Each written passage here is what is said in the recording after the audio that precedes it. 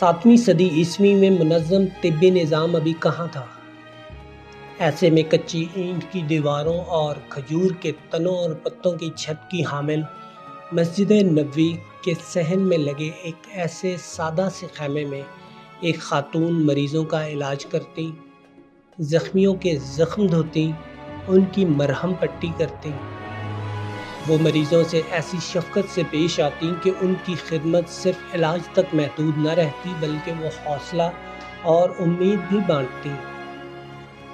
اسلامی روایات میں نرسنگ کی اولین معمار یہ خاتون تھی۔ اسلام قبول کرنے والی اولین خواتین میں سے ایک رفیدہ الاسلمیہ تھیں۔ مصطفیٰ ایم بودرک، مطلق بالمطیری، فاطمہ ایس السلامی اور ہشام ایم الفیاض کی تحقیق ہے کہ قبیلہ خزرج کی شاخ بنی اسلم سے تعلق رکھنے والی رفیدہ کی پیدائش تقریباً 597 عیسوی میں یثرب کے شہر میں ہوئی۔ بعد میں یثرب ہی مدینۃ النبی یا مدینہ کے نام سے معروف ہوا جب پیغمبر اسلام نے وہاں مکہ سے ہجرت کی۔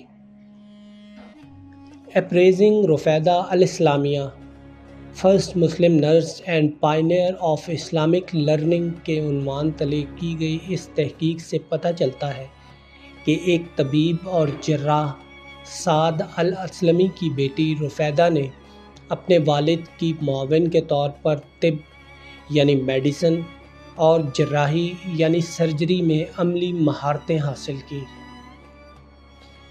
رفیدہ نے مدینہ میں مسجد نبوی کے مقام پر ایک خیمہ ہسپتال قائم کیا تھا جہاں بیماروں کا علاج کیا جاتا تھا۔ بعد میں انہوں نے میدان جنگ میں زخمی سپاہیوں کے علاج کے لیے ایک خیمہ نما فیلڈ ہسپتال قائم کیا جسے خیمہ رفیدہ کہا جاتا تھا۔ یہ ہسپتال مدینے میں اس مقام کے قریب قائم کیا گیا تھا جہاں آج صحابی سلمان فارسی کے نام سے منسوب مسجد واقع ہے۔ رفیدہ الاسلمیہ کے اس خیمے کا ذکر ابن عبد البر نے الاستیاب میں، ابن الاسیر نے اسد الغابہ میں اور ابن حجر نے الصابہ میں کیا ہے۔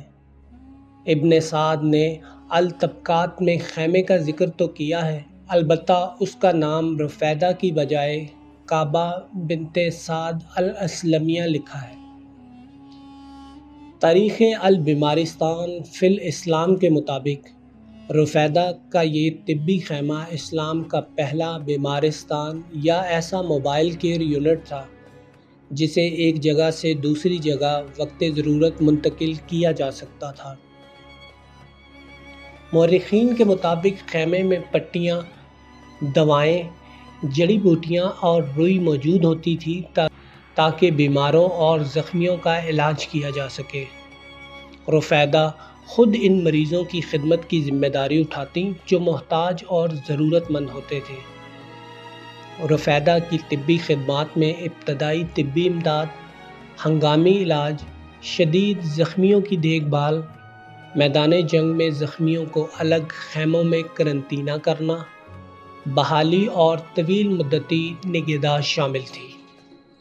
صفائی اور حفظان صحت کا خیال رکھتے ہوئے مریضوں کے لیے ایسے ہوادار خیمے قائم کیے جاتے تھے جہاں انہیں سخت صحرائی موسم سے سایہ میسر آتا ہے اور صاف پینے کا پانی ملتا تھا۔ یوں رفیدہ ایک مہربان اور ہمدرد نرس تھیں اور جنگ کے زمانے میں نہایت مؤثر منتظم کے طور پر سامنے آئیں۔ رفیدہ الاسلمیہ ایک بااختیار اور دور اندیش خاتون کے طور پر ممتاز ہوئیں۔ انہوں نے دیگر خواتین کو بھی بااختیار بنایا اور انہیں رضاکار نرسوں کے طور پر تربیت دی۔ اپریزنگ رفیدہ الاسلمیہ کے عنوان سے ہوئی تحقیق کے مطابق رفیدہ الاسلمیہ نے اپنے والد کے ساتھ کام کرتے ہوئے جو تجربہ حاصل کیا اس کی بنیاد پر انہوں نے رضاکار خواتین کے لیے ایک عملی طبی تربیتی پروگرام شروع کیا۔ جس میں مریضوں کی دیکھ بھال کے طریقے سکھائے جاتے تھے۔ وہ رضاکار نرسوں میں اعتماد پیدا کرتی اور انہیں نرسنگ کی ضروری مہارتیں سکھاتی۔ انہوں نے نرسوں کے لیے درکار مادی وسائل منظم طریقے سے مہیا کیے تاکہ مریضوں کی دیکھ بھال مؤثر انداز میں کی جا سکے۔ یہی تربیتی عمل بعد میں ارتقا پاتے ہوئے پہلے باقاعدہ نرسنگ مدرسے کی صورت اختیار کر گیا۔ رفیدہ الاسلمیہ نے 622 عیسوی میں پہلا باقاعدہ نرسنگ مدرسہ قائم کیا۔ اس ادارے میں پیغمبر اسلام کی بعض ازواج اور آپ کی صحابیات کو نرسنگ کی تربیت دی جاتی تھی تاکہ اسلامی جنگوں کے دوران وہ آپ اور مسلم فوج کی مدد کر سکیں۔ رفیدہ الاسلمیہ اپنی مؤثر گفتگو اور ابلاغ کی صلاحیت کے لیے بھی مشہور تھیں۔ یہ مہارت انہوں نے اس وقت حاصل کی جب وہ اپنے والد کے ساتھ بطور طبی معاون مریضوں کے علاج میں شریک ہوتی تھیں۔ اس تجربے نے انہیں مریض اور نظام دونوں پر مرکوز ایک متوازن انداز عمل اختیار کرنے میں مدد دی۔ تحقیق بتاتی ہے کہ وہ علاج کے بعد مریضوں کی حالت کے جائزے اور مسلسل نگرانی پر بھی زور دیتی تھیں تاکہ علاج درست طریقے سے جاری رہے اور مریض جلد صحت یاب ہو سکے۔ ان کی مؤثر ابلاغی صلاحیت احترام، دیانت، سچائی اور خلوص جیسے اوصاف سے نمایاں تھی۔ اسی بنیاد پر رفیدہ الاسلمیہ نے نرسنگ اخلاقیات کا ابتدائی ضابطہ بھی وضع کیا، جس کے ذریعے انہوں نے رضاکار نرسوں کے لیے پیشہ ورانہ طرز عمل کے اصول متعین کیے۔ پیغمبر اسلام کی اجازت سے یہ خواتین جنگوں میں لشکر کے پچھلے حصے میں زخمی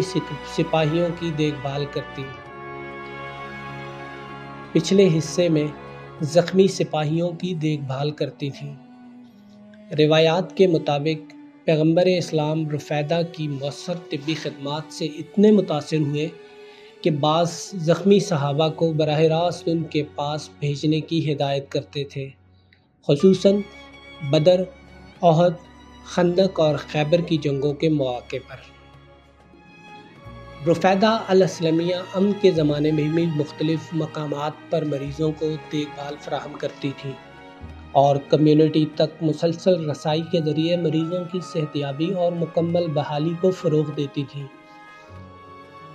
تاریخی حوالوں کے مطابق وہ پہلی شخصیت تھیں جنہوں نے مدینہ کی کمیونٹی میں موبائل طبی یونٹس کے ذریعے کمیونٹی کیئر فراہم کی۔ یہ موبائل یونٹس مقامی لوگوں کی صحت کی ضروریات کے مطابق خدمات مہیا کرتے تھے۔ وہ ریگستان میں شدید گرمی سے بے ہوش ہو جانے والوں کی دیکھ بھال بھی کرتی تھی۔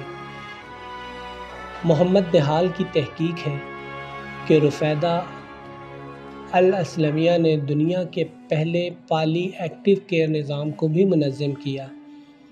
عالمی ادارہ صحت کے مطابق پالی ایکٹیو کیئر سے مراد ایسا طریقہ ہے جو جان لیوا بیماریوں سے متاثر مریضوں اور ان کے خاندانوں کی زندگی کے معیار کو بہتر بناتا ہے۔ غوث سیوانی نے لکھا ہے کہ رفیدہ الاسلمیہ تاریخ اسلام میں پہلی خاتون ڈاکٹر، نرس اور سرجن کے طور پر جانی جاتی ہیں۔ انہوں نے اپنی جائیداد کو طبی فلاح کے لیے استعمال کرتے ہوئے تاریخ میں پہلا چیریٹی ہسپتال قائم کیا۔ غزوہ بدر کے بعد بہت سے لوگ جن کے پاس نہ گھر تھا نہ پیسہ اور وہ زخمی تھے، انہوں نے مسجد نبوی کے ایک کونے میں نصب رفیدہ کے خیمے میں اپنا مفت علاج کرایا اور صحت حاصل کی۔ رفیدہ اپنے معاونین کے ساتھ مل کر نہ صرف مریضوں کا علاج کرتی تھی بلکہ ان کے لیے کھانا بھی تیار کرتی تھی۔ بعد کی جنگوں میں بھی انہوں نے میدان جنگ کے قریب اپنا خیمہ نصب کیا اور زخمیوں کا علاج کیا۔ اپنے ساتھیوں کے ساتھ مل کر بغیر کسی رکاوٹ کے وہ دن رات طبی کاموں میں مصروف رہی۔ سن 1981 میں پہلی عرب PhD نرس ڈاکٹر سعاد حسین نے رفیدہ الاسلمیہ پر اپنی علمی تحقیق شائع کی، جسے جدید دور میں رفیدہ الاسلمیہ کی خدمات کے دوبارہ تعارف اور قدر شناسی کا نقطہ آغاز سمجھا جاتا ہے۔ سعد حسین نے لکھا ہے کہ رفیدہ نے اپنی زندگی نرسنگ کی ترقی اور بہتری کے لیے وقف کر دی۔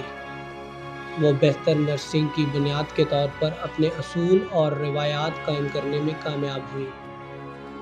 پاکستان اور انڈیا سمیت دنیا کے کئی ممالک میں نرسنگ اور عمومی تعلیم کے لیے ادارے رفیدہ الاسلمیہ کے نام پر ہیں۔